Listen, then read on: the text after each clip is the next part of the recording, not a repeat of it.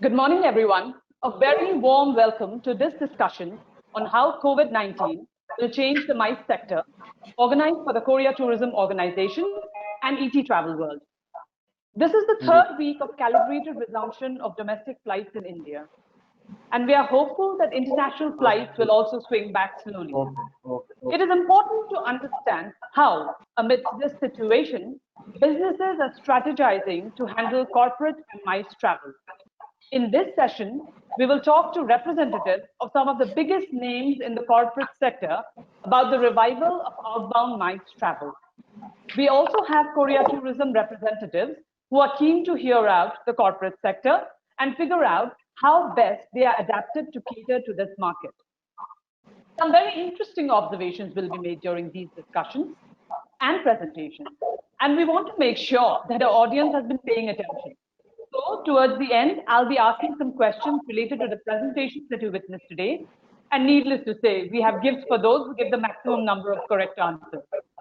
But first, we would like to welcome the South Korean ambassador to India, Mr. Shin Bong-kil, who's here for a brief while just to address this session. Welcome, Mr. Ambassador. Thank you. It's my great pleasure to interact with you through this digital medium.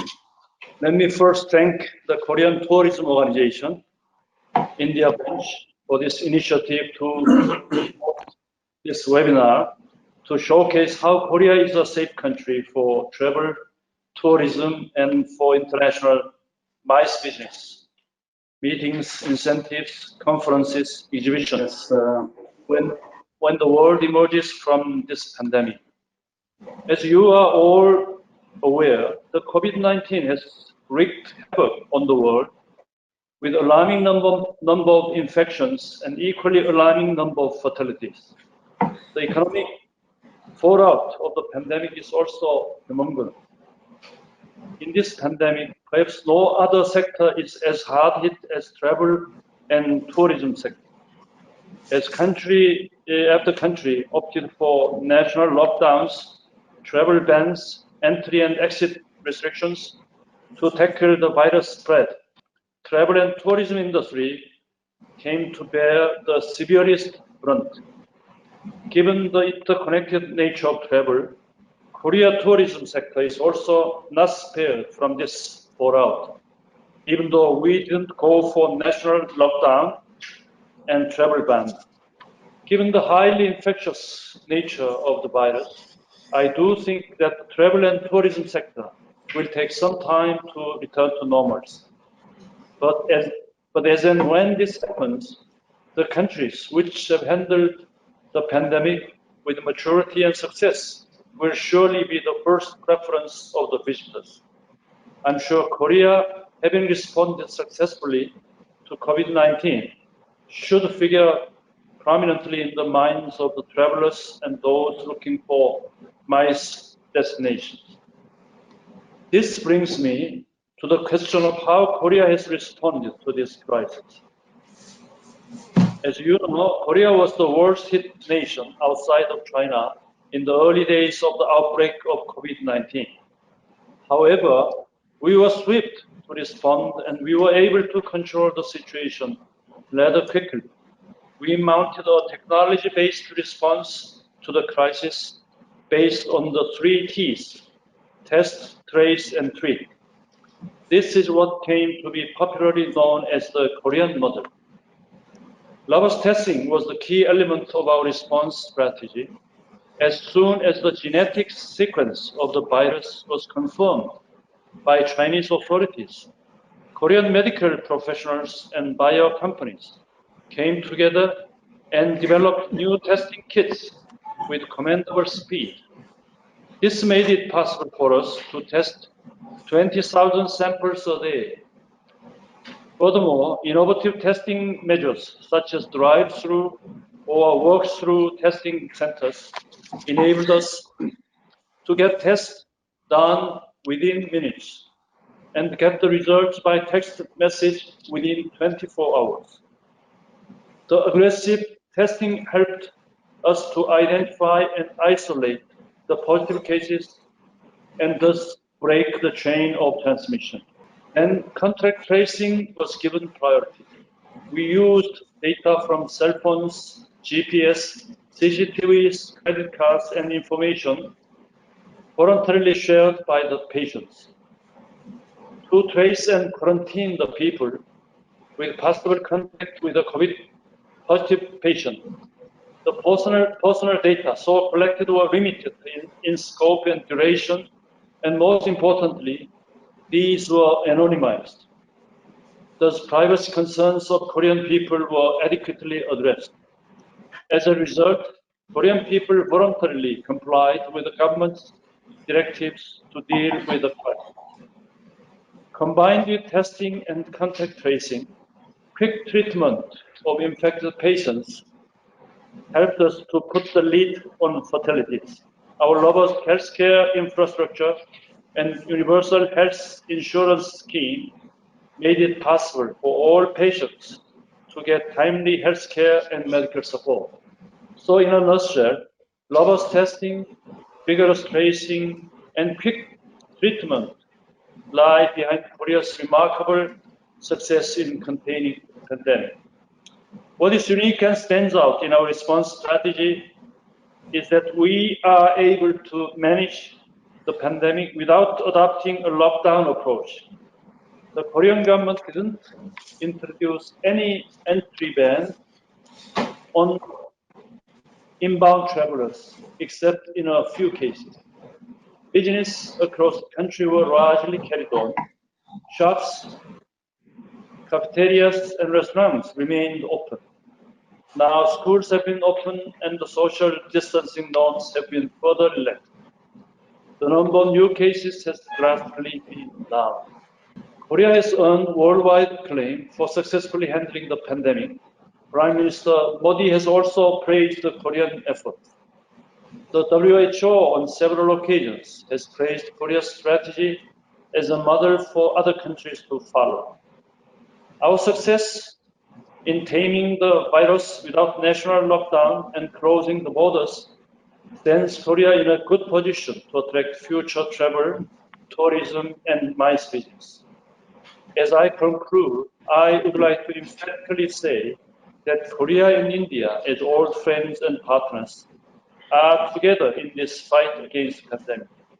Sooner or later, we will win this battle together and resume the full range of our bilateral activities, particularly people-to-people exchanges, which is the bedrock of our Korea-India relations. Thank you. Thank you very much. Thank you very much, Mr. Ambassador. The Ambassador will have to leave now as he has an important engagement. And now joining us from the Korean Embassy is Mr. Yoo Chung-ho, Minister Counselor for Political Affairs. Without further ado, I would now like to move ahead to our panel discussion.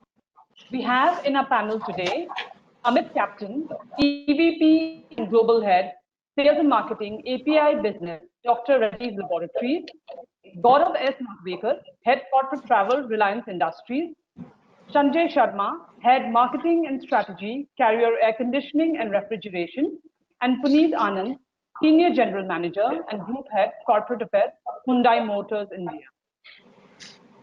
Welcome, everyone. Thank you. Thank you. Thank you. Hello. Okay, so Mr. Yoo Chung-ho is also here. Welcome, sir. Yes. Nice to meet you all. Undoubtedly, travel has been the worst hit industry in the COVID-19 crisis, as we heard the ambassador also say. With international and domestic travel brought to a screeching halt following the announcement of the lockdown in the country. It'll take some time for outbound to pick up, but when it does, corporate travel is the segment that will get the wheels of tourism turning. As the travel industry treads a tightrope, the MICE sector, an integral feeder market for the tourism industry, is expected to drive recovery for the sector. We hope for a speedy recovery, but it will take time to rebuild confidence as we continue to learn more about the virus and its spread. Destinations have also been working diligently to reimagine meetings and convention experience by working closely with their partners. Of course, everything has to be kept, the social distancing guidelines will have to be kept in mind. And of course, as the ambassador said, South Korea's success story with the containment of COVID-19 pandemic has been much talked about. And over the last few years, the country has been doing a fantastic job in attracting the Indian outbound segment, especially the business and corporate crowd. I'd like to know from Mr. Yoo Chang-ho, how important is India as a source market for Korea tourism? Thank you so much for this opportunity. I'd like to first start with mentioning, first of all, that when I arrived in India in 2018, in the early 2018, Korea and India had just started to become a very vibrant partner. And I saw the tourism exchange figures and statistics, and it was actually very alarming. Actually, I should say I was more baffled because the amount of travel that India does and the amount of travel that Korea does, it was amazing to me how little exchange of people there were in between Korea and in India. And so we've been working very hard to try and pick up some of the, to rid of the hindrance. And I think there is some misrepresentation and misinformation and definitely misperception on part of both Korea and India. Korea and India are actually very, very close. Politically, we're very close. Economically, we are very, very close. And also culturally, we're so close. And we don't have any kind of historical baggage or anything like that. So the relationship between Korea and India is so good, but tourism is not so much. And that is very, very baffling to us. And so we picked up a few of these elements that were the hindrance. And we can talk about visas and we can talk about flights, but I think the biggest problem was the misperception and also misinformation. And so I think we will work continuously hard to try and promote these areas where we can strengthen the bilateral relationship in tourism much more. I have to go and say also today, 2020 would have been a perfect year to enhance that, because we're looking at the 70th anniversary of the Korean War, and that's where actually India contributed non-combatant troops to India, to Korea, and actually that would have been a very good occasion to start something new. And also we're coming up with the renormalization of the diplomatic ties between Korea and India. So that would have been a very good occasion to build up some momentum for more tourism between the two countries. So it's this COVID-19 is heartbreaking in many, many ways. So to answer your question in MICE, MICE, you know, Korea is the best in MICE. When you think about MICE, you think about no country but Korea. Korea equals MICE and MICE equals Korea. If you don't know about Korea and you're talking about MICE, then you don't deserve to be in this business. So I mean, Korea devours mice. Korea eats up mice, I should say. And the real reason for that is that we have this immense competition within Korea to attract mice. The local governments, the villages, the themes, the cultural institutions, the restaurants, hotels, transportation, all, they're just focused on mice. And that's why in 2016-17, Korea was the #1 destination for mice. In 2017-18, I think we're the world's second destination for mice. So when it comes to mice, you think about Korea and no other country. If someone calls you up and says, I'm thinking about mice, you just say Korea. And you say, oh, but I went to Korea last year. Go again, you know. So there is so much to do in Korea, in regards to MICE. Now, as I said, tourism in general with India hasn't been very good, but very, very in a up note, the MICE tourism has grown in the past 2 years, 200%. And so I think we can say that, safely say, India is a very, very important source for Korea to attract more MICE Korea as a destination. And like I said before, Korea devours mice. So if you want to go to Korea as a mice destination, Korea will have the infrastructure, will have the capacity, will have the manpower, will have the resources and the programs. Most importantly, we have the programs to fit any kind of situation. And so rest assured, India is very, very important to Korea in MICE, and we're just waiting for this horrible situation to subside and we can get back to this great augmentation of MICE in Korea. Thank you so much, Mr. Yu. And of course, we could not do anything about 2020 thanks to COVID-19, but we hope that 2021 is going to be the year for India and Korea. And now we turn to the corporates who, they are some of the biggest names in the corporate sector, and they'll try and help us understand the way in which this segment is headed. Amit, I would like to begin with you. Amit, what do you reckon is the expected time frame for outbound corporate travel to pick up? And once it does, in a post-COVID world, of course, employees now have a greater say in their travel plan. So how can travelers get comfortable with traveling again? And what is the role being played by the individual employee, the company, the destination, and travel industry suppliers to meet those expectations? Sure. And once again, thank you very much for the opportunity here to come and speak on this platform. I think your question is, I'll answer in two pieces here. I think firstly, when the travel beating that began, and if you see actually the pandemic, actually it started from China, it went to the West, then it actually went to the lesser and the, let's say, the developing nations, right? We still see now that is the developing countries and the lesser developed countries, the pandemic is still increasing at a steep increase as we see in India also. We also now seeing these spikes coming up, right? The second wave, and as we move along, actually, and come winter, we might actually have another wave. So honestly, actually, if you ask me and us what we feel, the travel will probably not commence or at least gain momentum until early 2021. That's what I feel.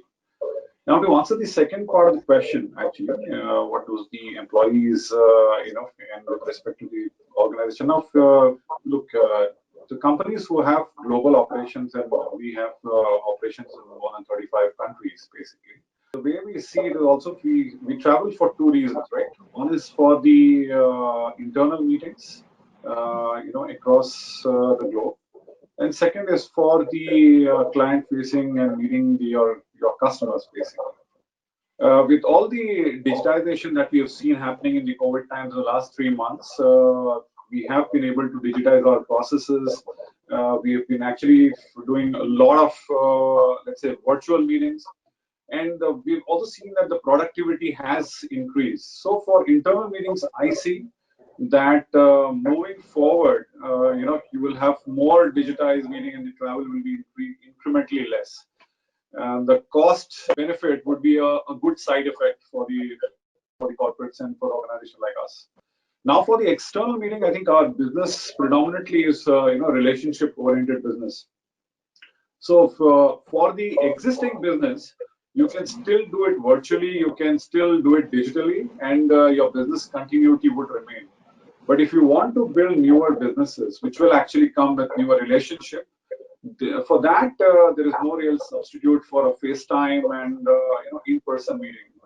So what I see is as we get into the new normal scenario situation, I see that the business, the travel will go back to its old time to at least about 70 to 80, 75 to 80%, but it will never be the same because this will, COVID times will change the, the post-COVID scenario will change the way we travel.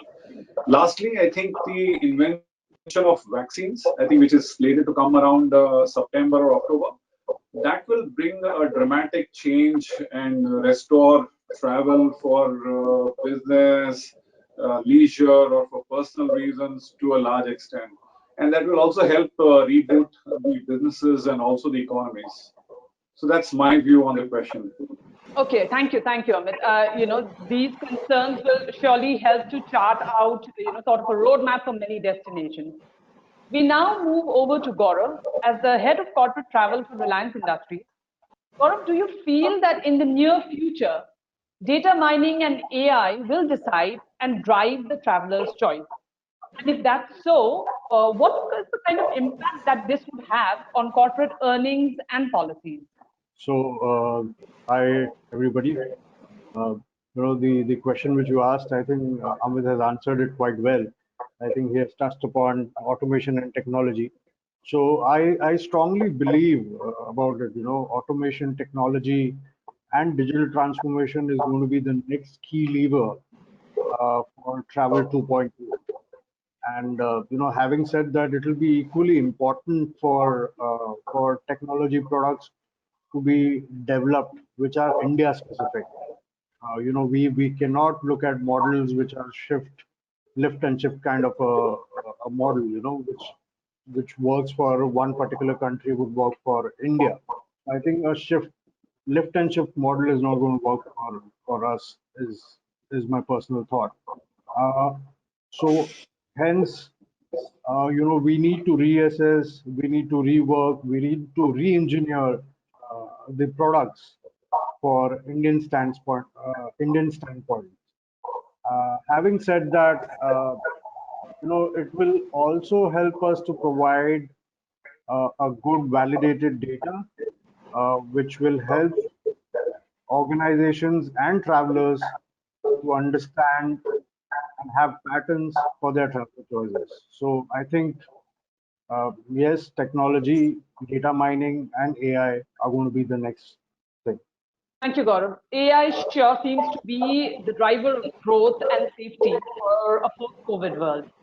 I would now want to turn to Sanjay and ask him, Sanjay, when it comes to your company's concerns while choosing a destination for any corporate event, what would it be? Yeah, first of all, thanks for inviting me on this panel. I think before I answer your question, in context, I'd like to put in place. So, be it the world or organizations or individuals, right now we're going through a setback, and there are several occasions where individuals or the organization or this whole globe has gone through setbacks. So, if you look at, let's say, the world wars, they themselves were setbacks in themselves for organizations. Then if you look at the Great Depression or the global crisis in 2008 or the 9/11, so these setbacks do happen over lifetimes, and organizations, individuals, and the whole globe do come out of it. Pain will keep coming for some time, as we can see. But as horrible it may sound, but this pandemic has given an opportunity to mankind to reinvent itself, and never in the history of the mankind human race has ever lost. So I sense that yes, eventually mice will pick up, and there will be concerns. And right now, if I were to list down what those concerns would be, safety is the first and foremost thing we have on our mind. Both perception and reality matter. Staff wearing gloves, masks, caps, that's the order of the day. And remote check-ins or online check-ins, touchless check-ins, those are things that will come into play and are required.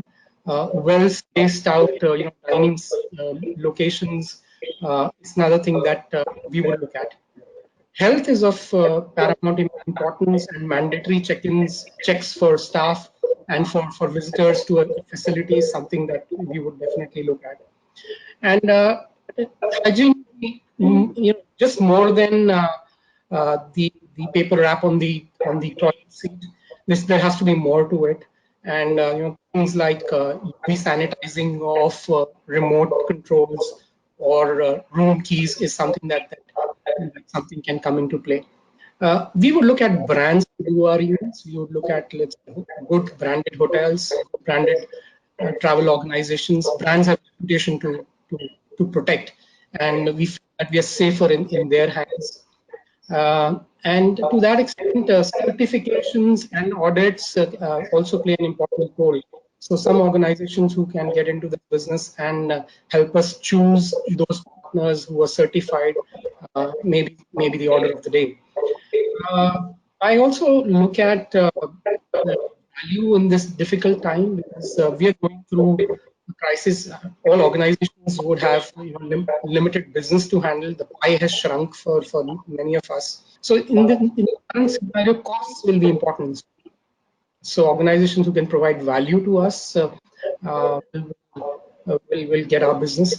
Also, I see that there'll be a hybrid model to go with. I mean, it has to be digital come physical model. It purely cannot be the mice by its very nature is contact with people, but at the same time, it's got to be a little limited. On locations, crowded locations or crowded activities would not pick up. The activities would be little places. People will look for less crowded locations. So those are the things that we would look at. The pandemic for sure will fade away, but slowly.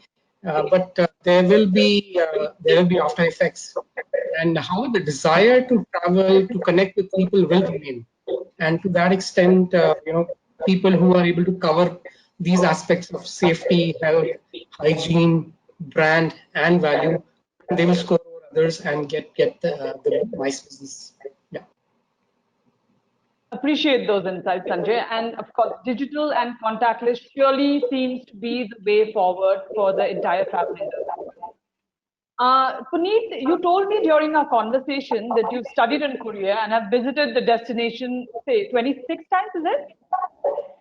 Yeah, and Yeah, of course, 26 times.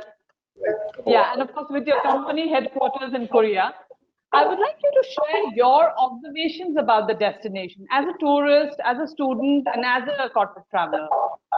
So first of all, thank you everybody, and thanks ETTravelWorld for having me on this panel. As I always say, today rather than addressing as a good morning, I think everybody I will say Anyong Hasyo. And I think Mr. Yu Chang Ho sitting over here would understand this is the way how Koreans they address the people. In fact, as you rightly mentioned, I have been over to Korea, Seoul, almost 26 times. And I had also the privilege of studying in one of the best universities of Korea. I stayed there for 1.5 years in Korea University. And so that's how I have been very closely associated with the Korean culture, associated with the way people travel. The city itself, I have seen each and every bit of the city. In fact, when I tell you my personal experience, the first meeting place which you see when you arrive in Seoul is the Incheon Airport. And I think I have not seen, apart from 1 or 2 airports like the Changi Airport in Seoul, in Singapore, that the Incheon Airport is so customer friendly, it is so tourist friendly. It is such a vast expense of airport. I think it addresses all your concerns when you come to a foreign land. And then the connectivity within the school city and also from the airport to various downtowns is also, I think, very meticulously planned. Whether you want to travel in a high-speed train, so there is an RX facility which takes you from the airport to the main downtown, or if you want, there are beautiful limousine buses taking you to every nook and corner of the Seoul city. So I think in terms of mass rapid transport, in terms of the convenience of the airport, I think that's what Korea offers to everybody. And then when we come off the location, I think one of the world-class best hotels, one of the best shopping destinations, some of the best tourist destinations are in Seoul. And not to mention that the weather of the Seoul is so pleasant. Yes, we do have some summers in between, and there is a monsoon season also, but those are short-lived. And I think some of the best times to visit Seoul is post-September. Yes, winters can be quite harsh, as I know from November to February. But yeah, then March, April, May again are very, very pleasant seasons to go to Korea. And I think as India normally has the vacation, the summer vacations and the autumn vacations, I think that's a very good destination for Indians to go to Seoul and to Korea. Yes, people may understand that Korea is only Seoul, but I think there are many other interesting destinations around the Seoul city. In terms of the industrial hubs, Ulsan, Pudong, all these areas actually, Busan, are very, very largely advanced cities with huge influx of the people who are coming from foreign countries. Not to mention the Jeju Island, which is one of the world-class islands where people also go for a lot of health-related reasons. I think in terms of overall availability of the fun for family, you have lots of amusement parks, you have a lot of great palaces to see, lot of infrastructure, lot of shopping destinations. And yes, for India, one of the challenge slightly which I may feel is that if you're a vegetarian, food could be a little challenge. But now with many international chains already available in Korea, for me especially, since I'm a non-vegetarian, Korea is a place where we can really relax and really have nice food, especially some of the good foods which I can say that kimchi jjigae, samgyetang, and haejanguk. All these foods are so relishing and very healthy food.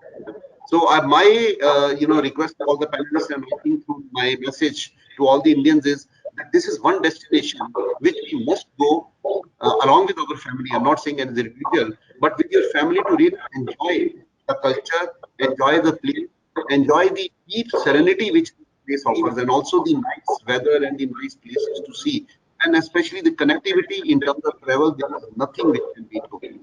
So these have been my instances, and I am kind of, I would say, half Korean now because I've stayed there. I've taken my family along there many times, and yes, I've been there on many business trips also. So I can really commute to Seoul and other places on my own.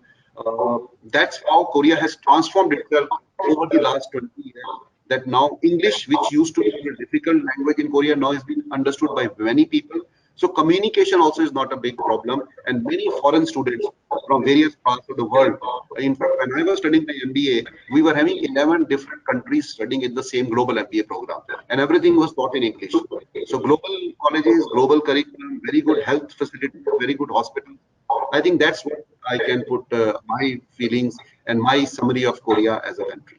Thank you, Puneet. I don't think any of us could have put it so well as you have. And thank you for highlighting the soul in Seoul. For any destination, to thrive, direct connectivity is also very essential. And India and South Korea share that connectivity. Now, all that we have to wait for is for flights to resume. Of course, we have to wait for the pandemic to be contained and then things will start to normalize. So, Mr. Yo Chang-ho, I want to ask you, what would be the conditions for resumption of flights between the two countries? Right. So at the moment, as you know, we had a kind of vibrant flight plan between Korea and India, which has been suspended. I understand that Korean Airlines will be suspending their flights until the end of August for now. Of course, I think when the time comes, they will have to review it. And so at the moment, we are having some commercial flights, unscheduled commercial flights on a case-by-case basis. At the moment, Korea hasn't closed its borders. So Korea actually invites flights from various countries, and there are flights happening even now from various countries to Korea. Of course, in a much more reduced schedule, but still flights are still coming in.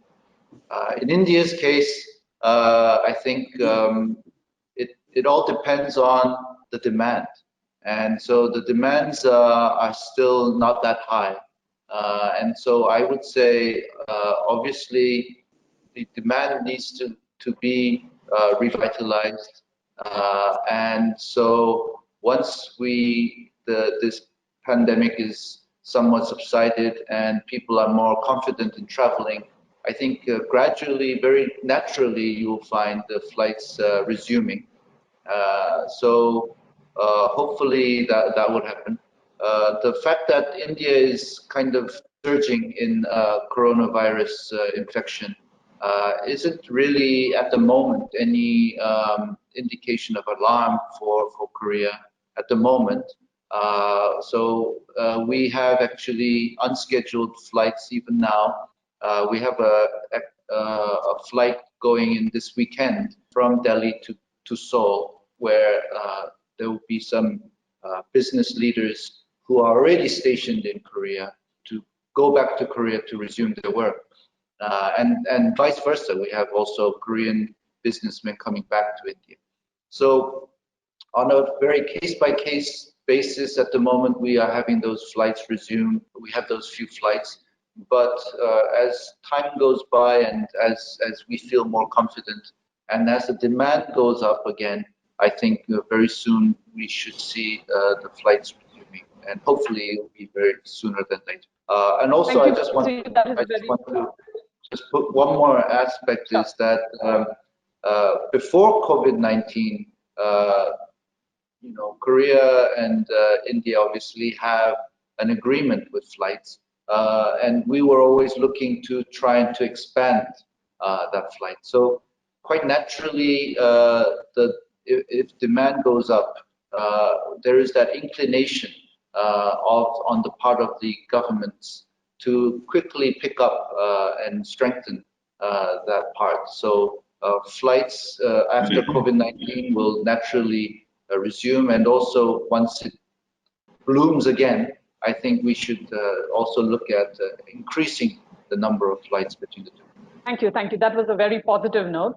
But once flights resume, considering that everything goes well and flights resume, will there be a change in the visa policies? We have been, since the last 2 years, as I mentioned, the relationship between the two governments have just soared to an unprecedented level.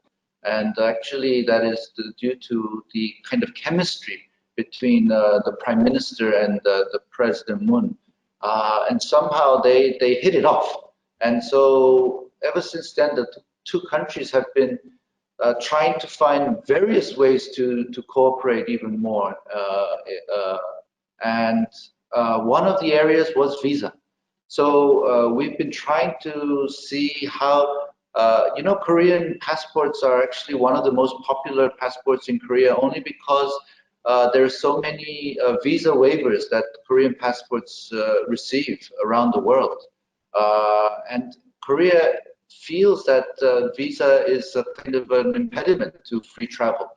So we would try our best to see how we can have this kind of for short-term visits at least, to have visa waiver programs.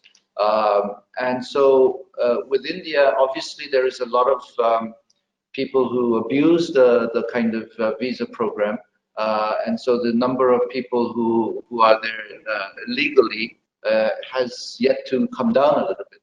But still, the two governments have started the consular discussion between the two countries since 2018.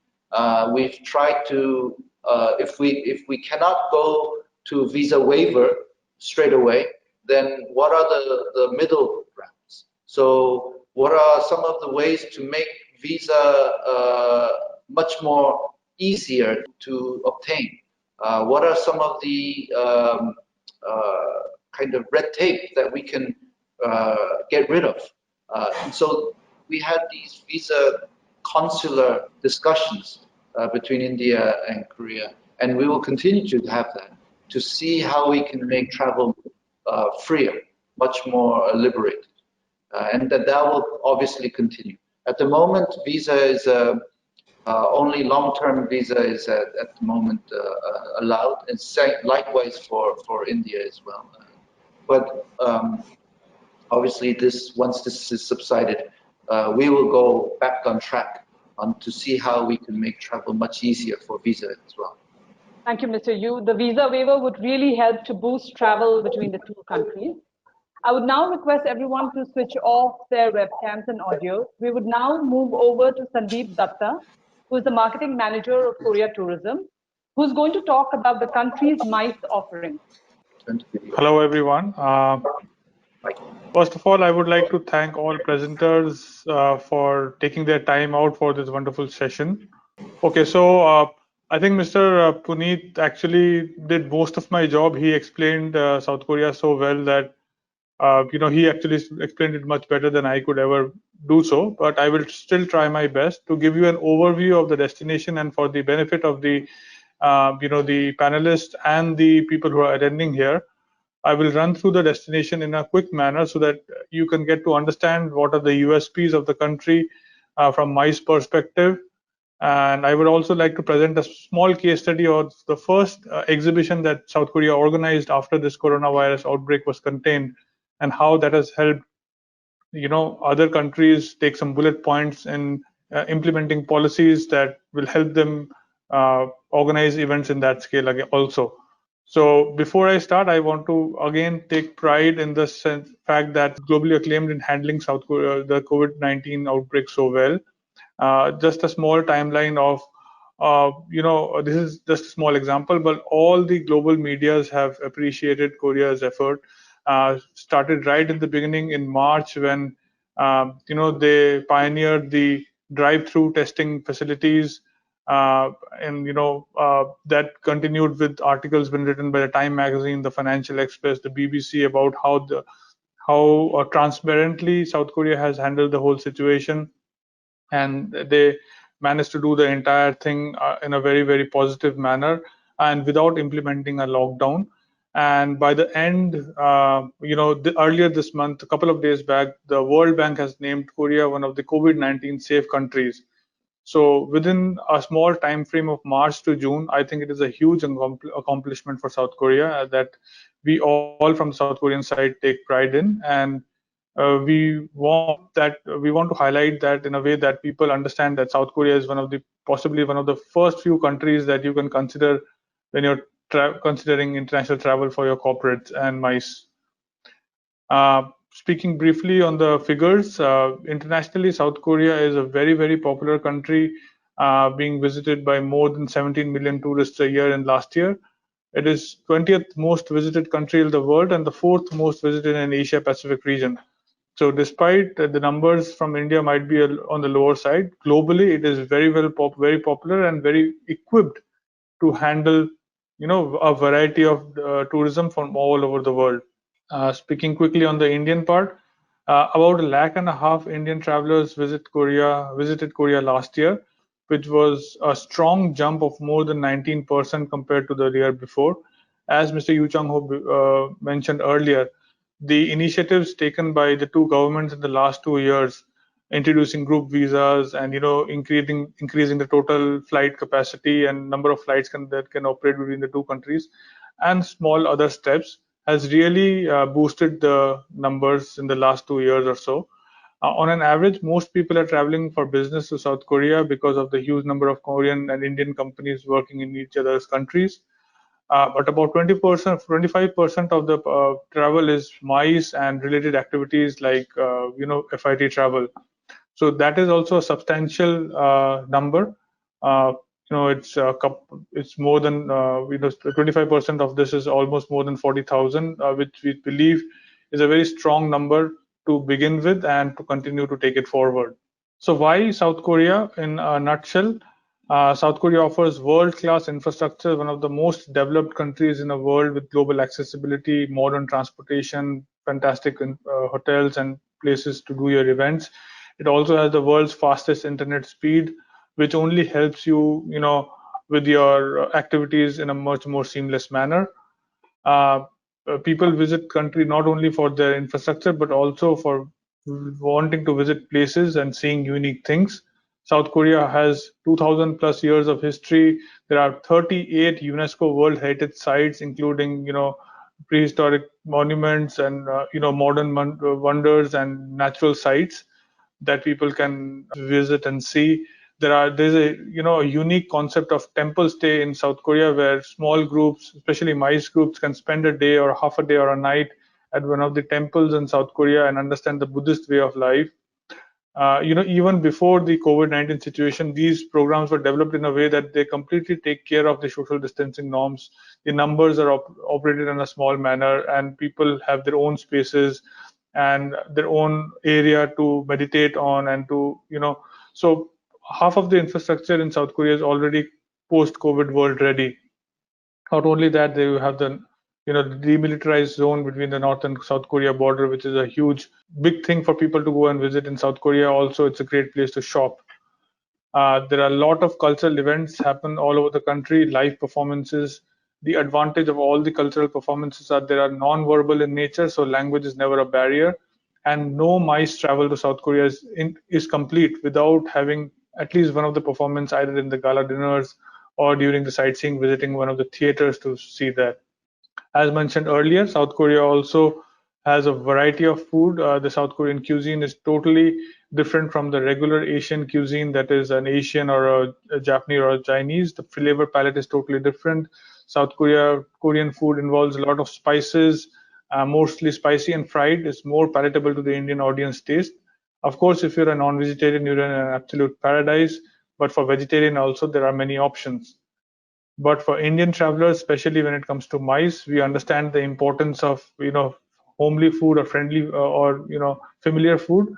And in the last few years, more than 100 plus restaurants, Indian restaurants, have come up to cater to the demand, and they offer a la carte and buffet dining options for groups of all sizes. Smaller the better, but even large scale groups are able to be easily accommodated in multiple restaurants for their dining experiences.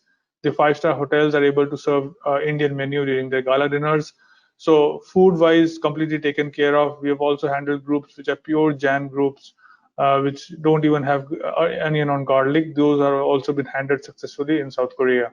Of course, there are a lot of places to visit, but for MICE, we focus on three places mostly, which are most popular and are top of the mind recall.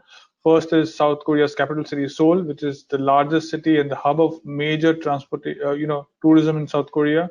So you want shopping, you want nightlife, you want entertainment, you want to, drink at a pub or a nightclub till 4 a.m. in the morning.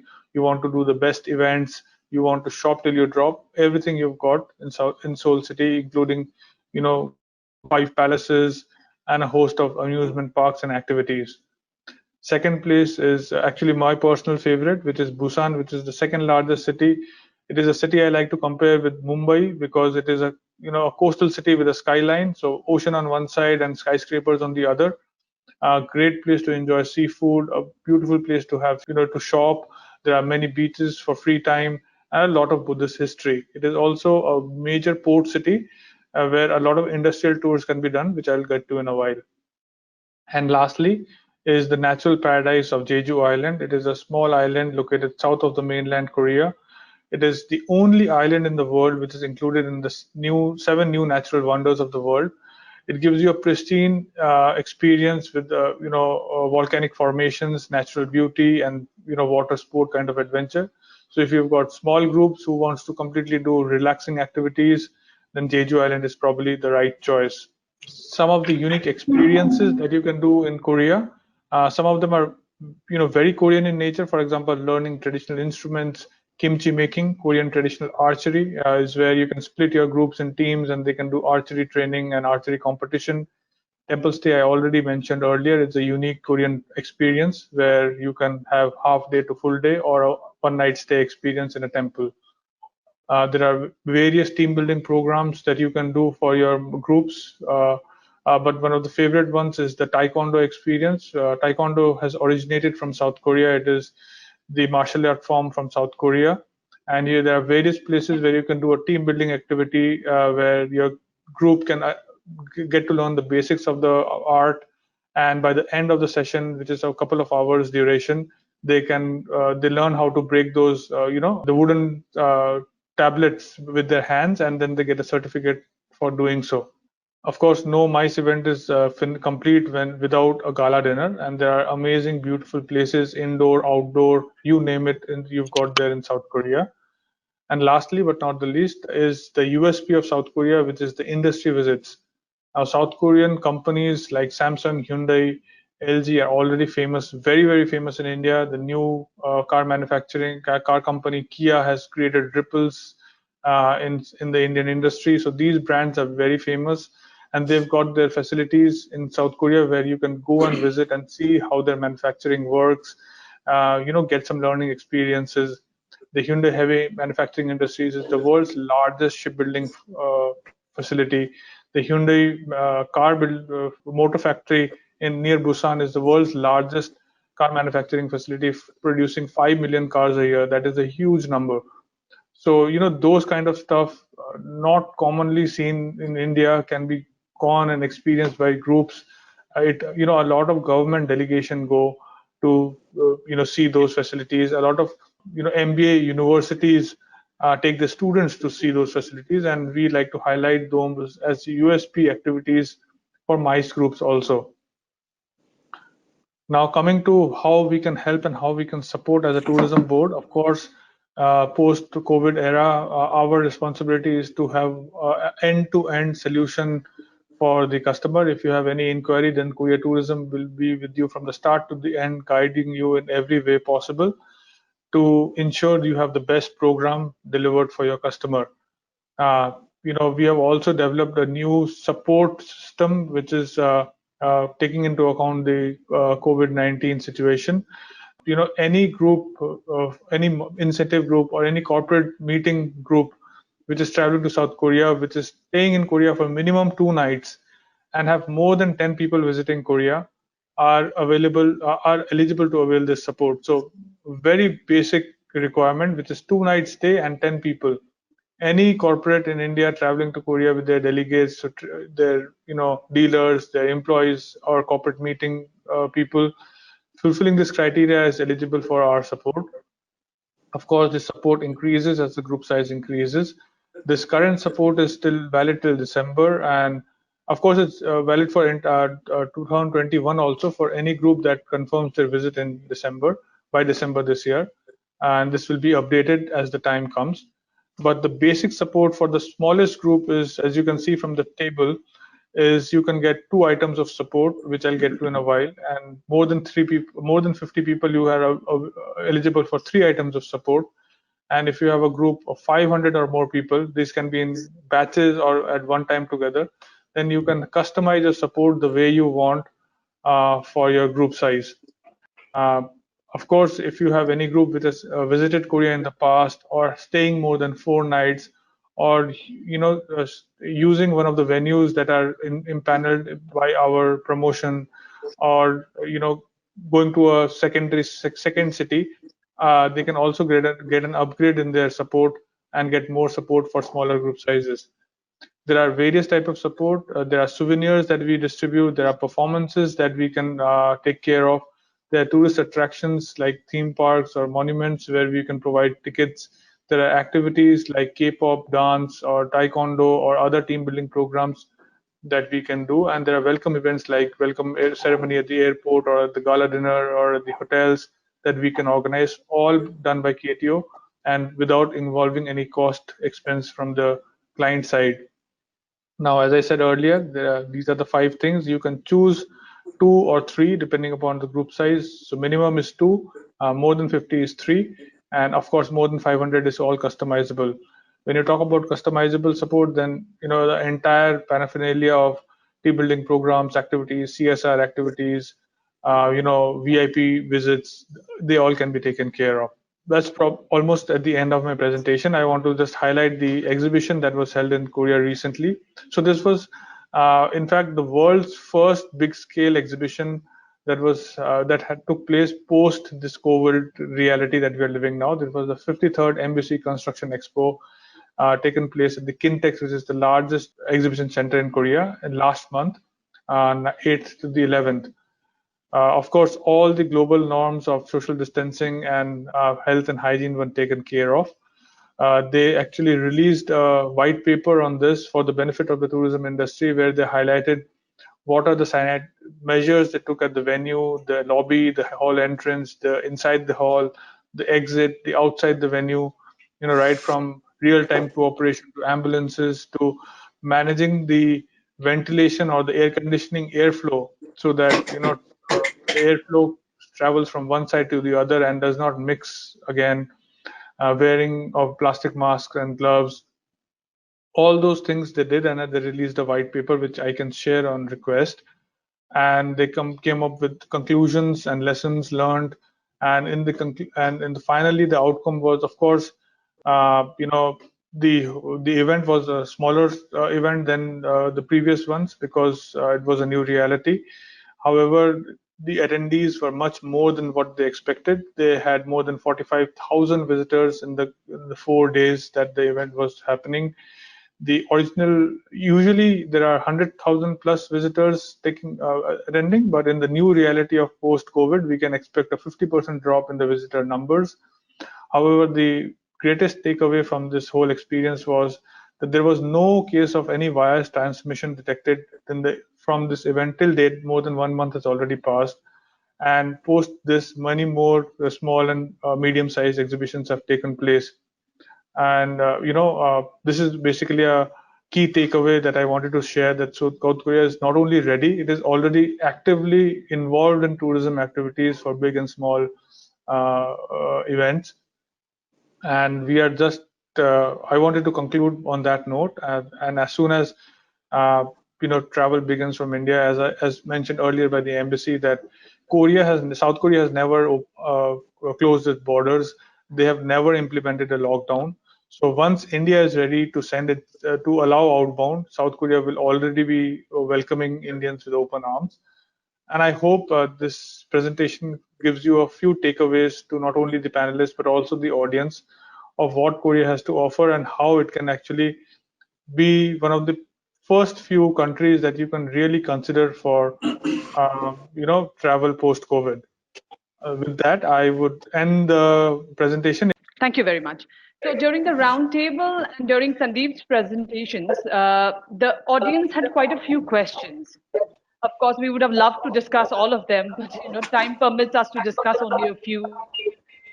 So first question, since Gaurav heads corporate travel, I would directly ask him this question.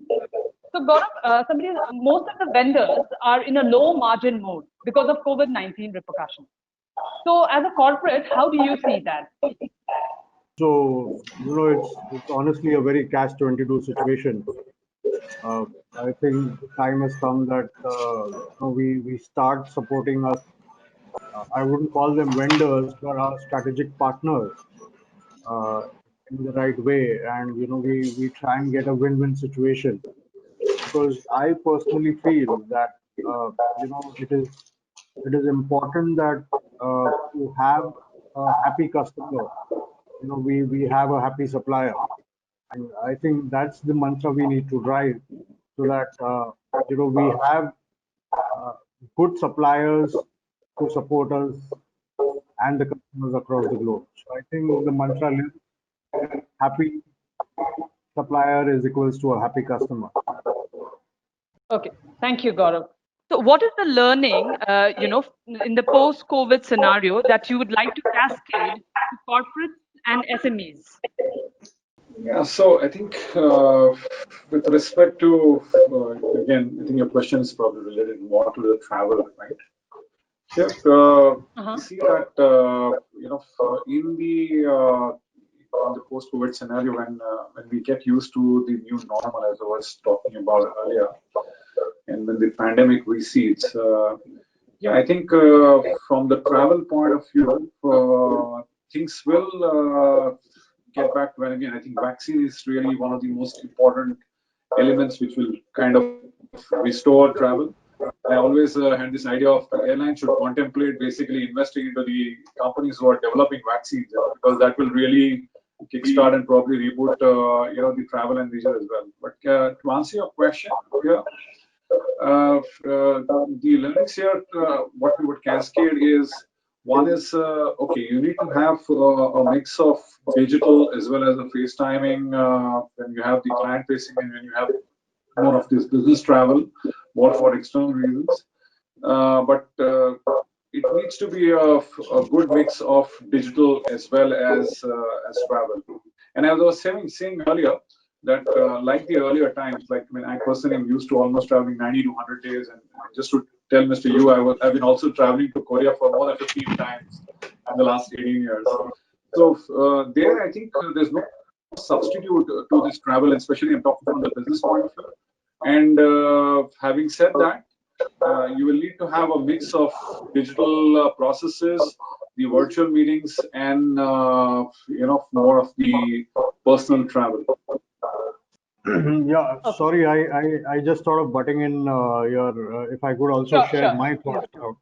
Yeah, so I think four points which comes to my mind immediately is one is first thing and foremost is we need to unlearn to learn. I think the most important part is forget what we had done in the past and embrace the new learnings what comes forward. So I think important is unlearn to learn. The second point, which Amit also mentioned right now, is about technology. So automation, digitization, and technology is something which we need to get involved and move forward. The third point, which I mentioned, was to have a win-win situation. Happy supplier is equals to happy customer. So I think we need to work very jointly with our strategic partners to ensure that we have them and we don't lose them. And the last but not the least, which even Puneet, Sandeep, and everybody on the call mentioned, was to have duty of care and hygiene at the uttermost level. So I think these are 4 pointers which comes to my mind when I look at cascading any such information to the audience. Eden, if I may. Thank you so much, Gaurav, for that. Sure, please. Yeah, thank you.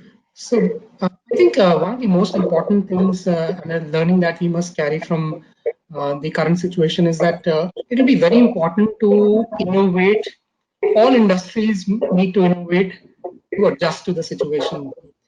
And just as example, I can share with you that we at Carrier Corporation, in a very short span of time, developed a device which is called the OptiClean. And it converts a normal hospital room into a isolation room, so that there's no cross contamination of air. So just as an example, I'm putting this forward. I think similar to this, all industries must think through what they can do very quickly to kind of give confidence to people who travel, and that is for the MICE industry to figure out what those small little things or big things would be, and innovation in all measure would be really required to come out of this strong. Thank you very much, Sanjay. This question that I'm going to ask would be maybe from Mrs. Sandeep and Mr. Yu Chung Ho. Anyone can answer this. Somebody wants to know, are there any packages available from Korea or Korean travel companies to provide end-to-end MICE experience for Indian corporates, which includes visa, transportation, hotels and venues, entertainment, and of course, post-COVID hygiene assurances? Some kind of certification or measures. Okay, so in the last few months, especially last few weeks, I've been speaking to the Korean suppliers extensively, since their offices are all open and they've been receiving inquiries for the next year or so.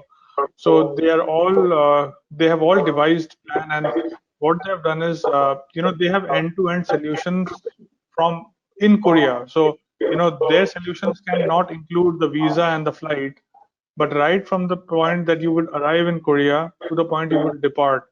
So the vehicles with social distancing, the the minimum guarantees of the venues where your events will take place, they have considered the social distancing norms. The rooms, the accommodation type that will be provided, how buffet meals will be converted into a regular meal, but still taken into account that people can eat freely and it is not a restricted menu. How well the international cuisine, the local cuisine, the Indian cuisine will be mixed in a manner to provide a seamless kind of a regular experience, and how sightseeing timings will be modified to ensure that people visit places with least amount of human interference, and security and ticketing are improved in a way that mostly things are digital, and human interactions are the least possible. The human interaction is as less as possible. So they have developed these solutions. But since mice is a customized requirement, once the requirement comes that I have a 50 people, or I have a 35 people, or I have 200 people, and I want to do this, then they will provide the solutions. They they don't have set packages as of now which they can float. However, if there is a requirement or a demand from the travel industry that they need those set programs in advance so that they can present it to their clients, we are more than happy to be contacted so that we can compile those products or information from the suppliers, and then put it in the hands of our partners or travel companies here in India. So it's a point that I've already made a note of. So I will try to get the information from South Korea, and our office will be open and happy to disseminate this information to whoever who chooses to wishes to have it. Thank you very much, Sandeep. The next question also pertains to Korea and mice. So somebody wants to know, how are mice costs in Korea compared to other popular destinations in Asia? Again, it's something that I think I will be able to answer. So South Korea, if you see, if you search the top most expensive cities in the world, then Singapore, Tokyo, Seoul, London, New York, these are the cities that come up. So, whether you like it or not, so Seoul and South Korea is one of the premium destinations in the world. So yes, compared to a typical South Asian package, which includes a visit to the popular South Asian countries or the Middle Eastern countries that Indians travel to, of course, the travel expense to South Korea is a bit on the higher side, but you get the quality and the professional service. You get the hygiene level that you would be wanting in the post-COVID era. You get the professionalism, and of course, it is not the most expensive place to visit. There are much more expensive destinations in the world compared to India, Europe, for example, or the Americas.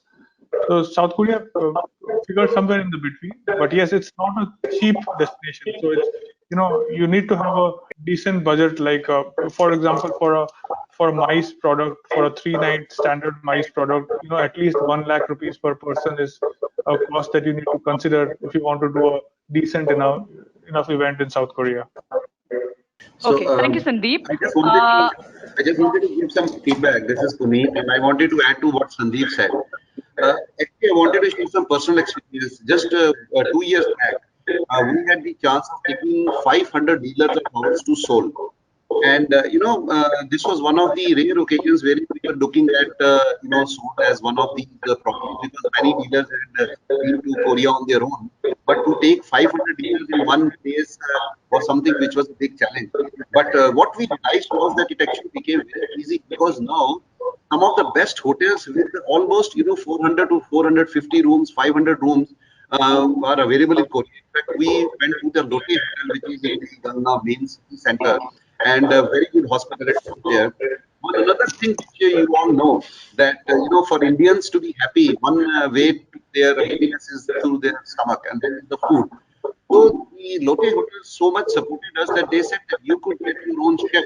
Although hotels always have the prerogative of giving the various kind of customized foods, but to ensure that our dealers are happy and that they get the kind of food which they like in India, we were given the liberty of choosing our own chefs. In fact, we had certain chefs in Korea. Korea, in fact, now boasts many Indian restaurants. If I'm not wrong, even in Seoul City, we could have 20 to 25 Indian restaurants which are here. So these chefs were able to, cook the meal in the hotel premises and then share those kind of some food, including, chole bhatures for the morning in the breakfast, because it was in the month of January when we taken the dealer for the National Dealer Conference. So I think these kind of, confidence building measures which hoteliers in Korea and also the Korea Tourism Organization, because as Sandeep mentioned, we also got a lot of subsidies for our dealers while arrival as well as on departure. So I think everybody plans it in advance, and they are able to choose down the hotel in advance, and also clear all the details in terms of itineraries, menus, and various sightseeing options. It can be, the cost can also be further worked out. That's where, yes, hotel cost may be slightly higher. Sandeep rightly mentioned, it's not really a very, Southeast Asian kind of a destination, but the quality of lifestyle and the infrastructure and the ambience and the cleanliness is something which actually, paves the way for such kind of great experience. So the dealers were very happy. It was one of the best. 98% was the satisfaction level. That one conference which did in Korea. So I thought I'll give my own opinion. If there is any support which required, even we from Hyundai can always support. Absolutely, sir. Thank you so much, Puneet. Thank you so much for that insight. Somebody is keen to know what are the ongoing annual or regular trade fairs and industry exhibitions which could attract or something that could be meaningful for Indian corporates. Okay, so few of the most popular exhibitions that Indians like to attend in South Korea are from the pharma industry, including CPHI. Then you have Construction Expo, you have Auto Expo in Korea is called Korea Motor, and then you have the semiconductor industry. South Korea is one of the largest semiconductor manufacturers in the world, and there's a lot of Indian vendors who purchase from South Korea and then sell it in India henceforth. So they like to visit. But top of the mind, pharma is the one that involves the maximum number of Indian, doctors or medical representatives traveling to South Korea for exhibition purpose. At that point, I just would like to add something. I think it was maybe Sanjay who mentioned that safety, hygiene, health, medical facility, these are some of the upcoming elements now that people will be looking for when they travel abroad. And so Sandeep already mentioned that, and then the ambassador also highlighted some of the key aspects of why Korea was so very successful in fighting this pandemic. But also one aspect is that Korea's medical infrastructure is one of the best in the world. Actually, in the global index, Korea is ranked 9th in the world in medical infrastructure. And so, a country like Japan, for example, is 22nd in this index, and China would be something like 46th in the index. So Korea is very, very high in the medical infrastructure area. And this is obviously one of the key reasons why we were so successful in combating the coronavirus. And so this is something to keep in mind, that the Korea's kind of consciousness on safety, health, and medical infrastructure is very, very high. And so I would say that this would be an addition to one of the key aspects to look at when you decide a destination after post-COVID MICE. Thank you very much. Mr. Yoo Chang-ho, this is probably a question to you.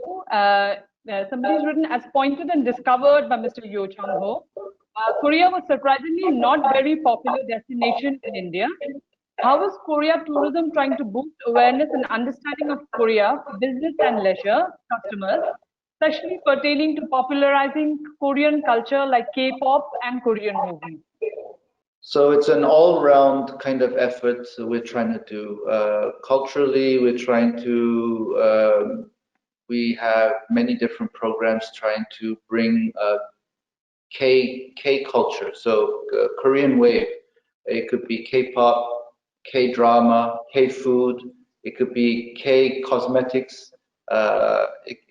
We have K everything. Actually, in MICE, there's a K convention. And now there's actually K sanitization with COVID. So this wave, this Korean wave, is actually, we're trying to bring it to India as much as possible. You'd be surprised. I think many of us, I don't know, I don't want to judge, but I'm more into the older generation category. But if you talk with the younger generation in India, they're all watching Korean drama on their mobile, on their smartphones, on the Netflix and Z5, and they know the lyrics to almost all the K-pop songs that I have never even heard of. And so the younger generation, actually, there is a big demand for Korean culture. And so we're trying our best to promote that in a massive scale. But also, you know, to come back to the question of the kind of misinformation or misrepresentation, there's just so many kind of bad news articles going back and forth. So, for example, if you search on YouTube trip to India, so for example, the top 5 or top 10 are something horrible, and so it's difficult to stop that. But I mean, we're trying to promote the more positive aspects of traveling to India, and also vice versa for Indian travelers to go to Korea, where they see things like, oh, the food was horrible, or people didn't speak English, or things like that. As it's been mentioned already, that these are some of the things that have already been kind of resolved and also been overcome. But people are unaware of that because they see it on the internet too much. So we're trying to disseminate as much positive information as much as possible on YouTube, on the internet, on our website, on our Facebooks, as much as possible, and to kind of promote the good experience that travelers have had. I think on my aspect, one of the reasons why it's kind of picking up is because of this kind of positive feedback that people have and they come back from MICE trips to Korea. So we're trying to promote that as much as possible. That's just one of our key initiatives in the embassy. Thank you, everyone. There are quite a few questions, but I hope we've managed to answer most of them. Now, I'd like to call upon the Director of Korea Tourism Organization, Mr. Jong Sol Kwon, for his vote of thanks. Mr. Yu Chang-ho, Mr. Gaurav Nakwekar, Mr. Amit Kain, Sanjay Sharma, Mr. Punit Anand, and all attendees. Good afternoon. First of all, I would like to say thank you to all of you for taking your valuable time for our industry discussion, organized in collaboration with ETTravelWorld. I'm so happy to hear so many positive during the discussion, and I am happy to know the Indian industry looks at South Korea in such a positive way. I hope travel between India and Korea will begin soon, and it would set a new benchmark for the two countries, for economy as well as for tourism. India has so many unique attractions and offerings that Koreans love to visit. And I hope everyone attending this session got to know about few of the beautiful offerings we have in Korea, especially for MICE and incentive travel. I want to encourage everyone to consider Korea seriously for their next company event and business meeting. Korea offers one of the best infrastructure in the world to create a safe and secure environment right from the moment you arrive at the airport and throughout your entire stay in the country. Domestic in Korea has already started, and you saw in the presentation earlier, Korea has already organized a large-scale exhibition and event successfully without a single transmission within participants. We are getting ready to welcome international guests, including Indians. I encourage everyone attending this session that whenever you plan for overseas travel for your organization, please do not hesitate to contact us anytime. We will provide you all the information and help you prepare your detailed day-to-day itinerary. My office will help you pick the right hotel and the right service providers for your arrangement. In addition to that is explained by Sandeep, our office will also provide attractive incentive which will make everyone arriving in Korea more welcome.